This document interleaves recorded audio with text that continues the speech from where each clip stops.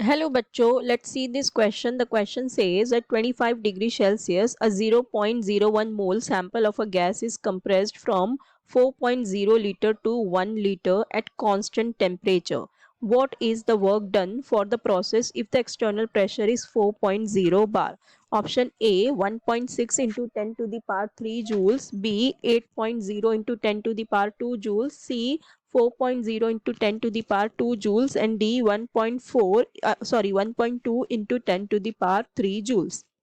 सो इस क्वेश्चन में देखो हमसे क्या कहा गया है कि at 25 degree Celsius 0.01 mole of gas sample क्या हो रही है, कंप्रेस हो रही है। ठीक है, कहाँ से? 4 लीटर से 1 लीटर में कंप्रेस हो रही है एट कांस्टेंट टेम्परेचर। सो हमें बताना है what is the work done for the system if the external pressure is 4.0 bar. सो देखो यहाँ हमें क्वेश्चन में क्या दिया गया है। सबसे पहले तो हमें दिया है कि गैस क्या हो रही है, कंप्रेस हो रही है। सो वॉल्यूम दिया हुआ है V1 दिया है 0.4 लीटर, जहां से कंप्रेस हो रही है, कहां तक हो रही है? 1.0 लीटर में कंप्रेस हो रही है। ठीक है, एट कांस्टेंट टेम्परेचर। ठीक है, हमें टेम्परेचर कांस्टेंट दिया हुआ है, फिर हमें P एक्सटर्नल दिया हुआ है is equals to 4.0 bar. So pressure हमें बार में दिया हुआ है, तो हम इसे कन्वर्ट कर लेंगे एटमॉस्फेयर में। सो 1 बार कितना होता है? 1 बार होता है इक्वल टू 0.987 एटमॉस्फेयर के। ठीक है, सो हमारे पास दिया हुआ है 4 बार, 4 बार दिया हुआ है, तो 4 बार दिया हुआ है, तो ये कितना हो जाएगा हमारा?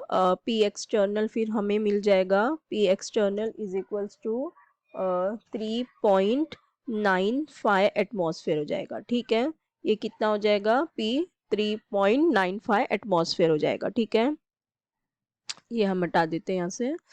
सो अब हमें पास P एक्सटर्नल मिल गया, हमारे पास V1 V2 दिया हुआ है। हमें कैलकुलेट क्या करना है? W कैलकुलेट करना है। ठीक है, अभी देखो हमें क्या दिया हुआ है कि हमारा जो टेम्परेचर है वो क्या है? कांस्टेंट है। ठीक है, टेम्परेचर कांस्टेंट है, इसका मतलब क्या कि हमें क्या दिया हुआ है? आइसोथर्मल प्रोसेस दिया गया है। ठीक है, क्या दिया गया है?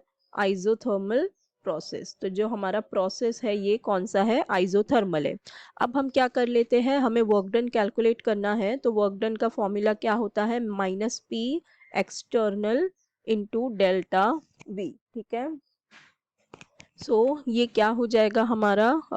इसकी वैल्यू हम पुट कर देते हैं, सो ये हो जाएगा -3.95 इंटू डेल्टा V क्या है? 1 लीटर -4 लीटर। ठीक है, सो इसकी वैल्यू कितनी आ जाएगी? इसे जब हम कैलकुलेट करेंगे तो हमें मिल जाएगा, ये तो हो जाएगा -395 इंटू 3 हो जाएगा -3 लीटर, तो W की वैल्यू आ जाएगी 11.85 लीटर एटमॉस्फेयर। ठीक है, लेकिन अब ये जो वैल्यू आई है ये लीटर एटमॉस्फेयर में है, लेकिन हमें वैल्यू किस में चाहिए? जूल्स में चाहिए, तो हम इसे कन्वर्ट करेंगे। सो जो हमारा 1 लीटर एटमॉस्फेयर होता है वो होता है 101.3 जूल्स के बराबर होता है। ठीक है, सो हमारा W क्या आ जाएगा?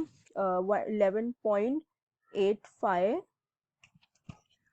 ये हो जाएगा W is equals to 11.85 into 101.3, so ये आ जाएगा 12,1200.4 जूल्स। या तो हम इसे ऐसा भी लिख सकते हैं, W is equals to 1.2 into 10 to the power 3 joules. और यही हमें क्या करना था? कैलकुलेट भी करना था W की वैल्यू। सो हमारे W की वैल्यू क्या आ जाएगी? देखो D में दिया हुआ है, जो हमें यहाँ मिला 1.2 into 10 to the power 3 joules. So I hope you understood it well. Best of luck, thank you.